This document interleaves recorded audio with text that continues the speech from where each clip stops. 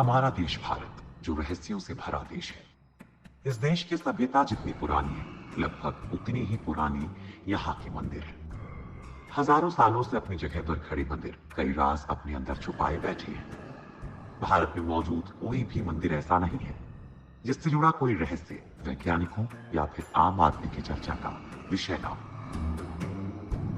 दोस्तों, आज हम आप लोगों को एक ऐसे ही मंदिर के रहस्य के बारे में बताने वाले हैं जिसके बारे में जानकर आप लोग चौंक जाएंगे। दरअसल दोस्तों, हिंदू धर्म में 4 धाम की यात्रा का बड़ा महत्व माना गया है। आज हम इन 4 धाम में से एक ओडिशा के समुद्र तट के किनारे बसे पुरी में मौजूद जगन्नाथ मंदिर से जुड़े रहस्य के बारे में बताने जा रहे हैं। ये मंदिर भगवान विष्णु के अवतार श्री कृष्ण को समर्पित है। हर साल यहाँ लाखों श्रद्धालुओं का जमावड़ा लगता है। 800 साल से भी ज्यादा पुराने इस पवित्र मंदिर के दर्शन करने के लिए देश विदेश से लोग आते हैं। आज हम आपको इस मंदिर से जुड़े ऐसे रोचक रहस्यों की जानकारी देने जा रहे हैं जिनकी सच्चाई के बारे में आज तक पता नहीं चल पाया है। मंदिर में नहीं सुनाई देती समुद्र की आवाज।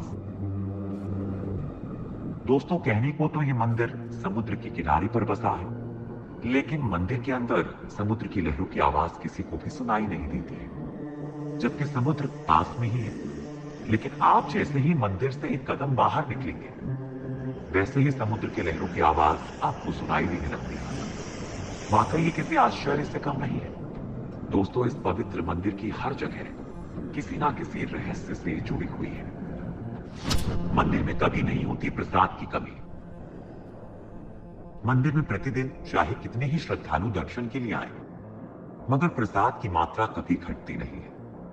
हर समय पूरे साल के लिए भंडार भरा रहता है। ऐसी मान्यता है कि भगवान जगन्नाथ के प्रताप से यहाँ हजारों लोगों से लेकर लाख लोगों तक को प्रतिदिन भरपेट भोजन खिलाया जा सकता है, चाहे श्रद्धालुओं की संख्या में कितनी भी बढ़ोतरी क्यों ना हो जाए।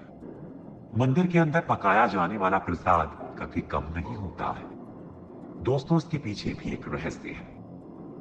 दरअसल इस मंदिर की रसोई भी सबको हैरान कर देती है। दरअसल यहाँ भक्तों के लिए प्रसाद पकाने के लिए 7 बर्तन एक दूसरे के ऊपर रखे जाते हैं, लेकिन हैरानी की बात यह है कि सबसे ऊपर रखे बर्तन में प्रसाद सबसे पहले पकता है। फिर नीचे की तरफ एक के बाद एक बर्तन में रखा प्रसाद पकता जाता है। इसके अलावा यह भी कहा जाता है कि यहाँ हर दिन बनने वाला प्रसाद भक्तों के बीच कभी कम नहीं पड़ता। चाहे 10-20 हजार लोग आए या लाखों लोग, सबको प्रसाद जरूर मिलता है। यहाँ की विशाल रसोई में भगवान जगन्नाथ को चढ़ने वाले महाप्रसाद को बनाने के लिए 500 रसोइये लगे रहते हैं, जिनके लिए अलग से 300 सहयोगी काम करते हैं। यानी कि करीब 800 लोग मिलकर महाप्रसाद तैयार करते हैं। दोस्तों, कहा जाता है कि मंदिर का प्रसाद तभी खत्म होता है जब मंदिर के दरवाजे बंद कर दिए जाते हैं। भगवान जगन्नाथ के मंदिर में आज भी कई ऐसे चमत्कार होते हैं जिनका जवाब विज्ञान के पास भी नहीं है। पुराणों के अनुसार जगन्नाथ मंदिर को धरती का बैकुंठ माना गया है, क्योंकि भगवान श्री कृष्ण आज भी यहाँ मौजूद माने जाते हैं। पुराने समय से ही यहाँ की सबर जनजाति की आराध्य देव हैं ये, और ऐसा कहा जाता है किसी वजह से यहाँ भगवान विष्णु का रूप अन्य मंदिरों की अपेक्षा थोड़ा अलग नजर आता है। रोज बदल जाता है मंदिर की शिखर का झंडा। हवा की उल्टी दिशा में उड़ता है मंदिर का झंडा। जगन्नाथ मंदिर का सबसे बड़ा रहस्य ये है कि इसके शिखर पर मौजूद झंडा हमेशा हवा की विपरीत दिशा में लहराता है। वैसे आमतौर पर दिन के समय हवा समुद्र से धरती की तरफ चलती है और शाम को धरती से समुद्र की तरफ। लेकिन आपको जानकर हैरानी होगी कि यहाँ यह प्रक्रिया उल्टी है। अब ऐसा क्यों है, यह रहस्य आज तक कोई नहीं जान पाया है।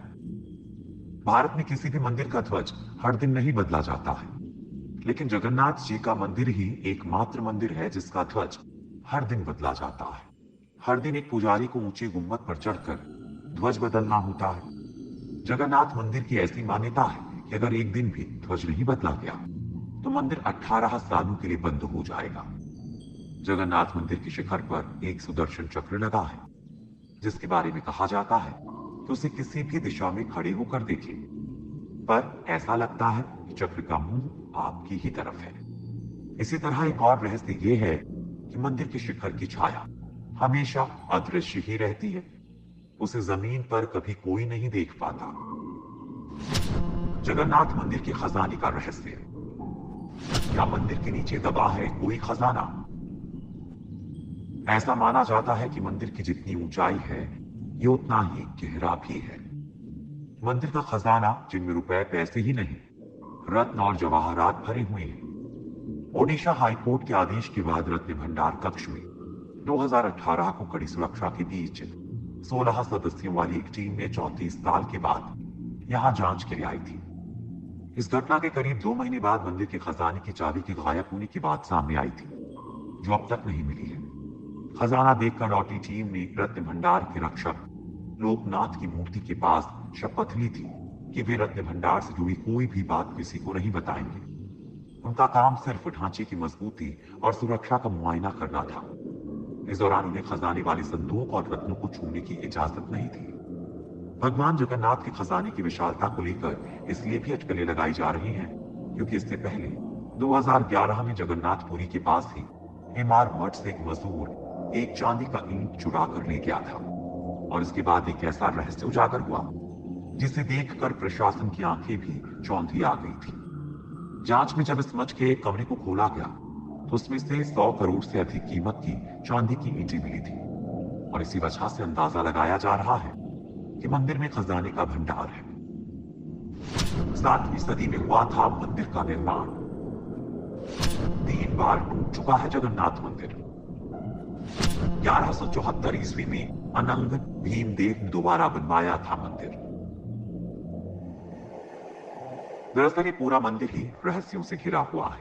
इसके बनने के पीछे भी एक रहस्य जुड़ा हुआ है। कहा जाता है कि राजा इंद्रद्युम्न मालवा का राजा था। राजा इंद्रद्युम्न को सपने में जगन्नाथ के दर्शन हुए थे।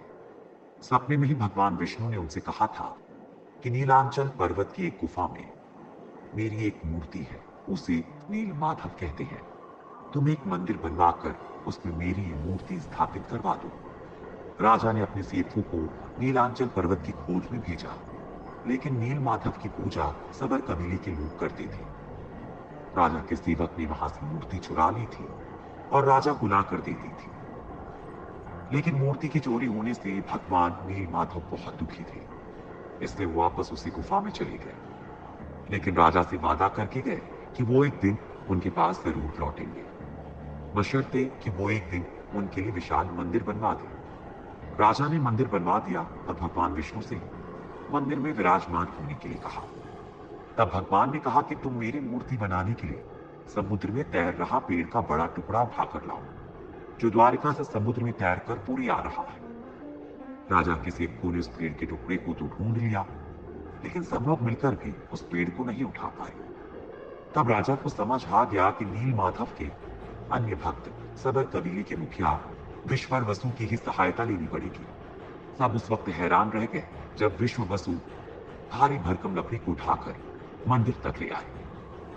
अब बारी थी लकड़ी से भगवान की मूर्ति गढ़ने की। राजा के कारीगरों ने लाखों कोशिश कर ली, लेकिन कोई भी लकड़ी में एक छानी तक नहीं लगा सका। तब तीनों लोग के कुशल कारीगर भगवान विश्वकर्मा एक बूढ़े व्यक्ति का रूप धारण करके आए। उन्होंने राजा को कहा कि वे नील माधव की मूर्ति बना सकते हैं, लेकिन साथ ही उन्होंने अपनी शर्त भी रखी कि वे 21 दिन में मूर्ति बनाएंगे और अकेले में बनाएंगे। उनकी शर्त मान ली गई, लेकिन एक दिन राजा इंद्रद्युम्न की रानी खुद को रोक नहीं पाई, और रानी के कहने पर राजा ने कमरे का दरवाजा खोलने का आदेश दिया।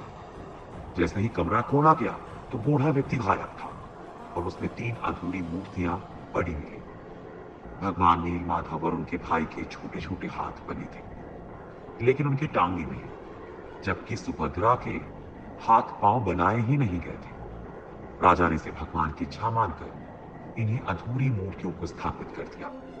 तब से लेकर आज तक तीनों भाई बहन इसी रूप में मंदिर में विराजमान है।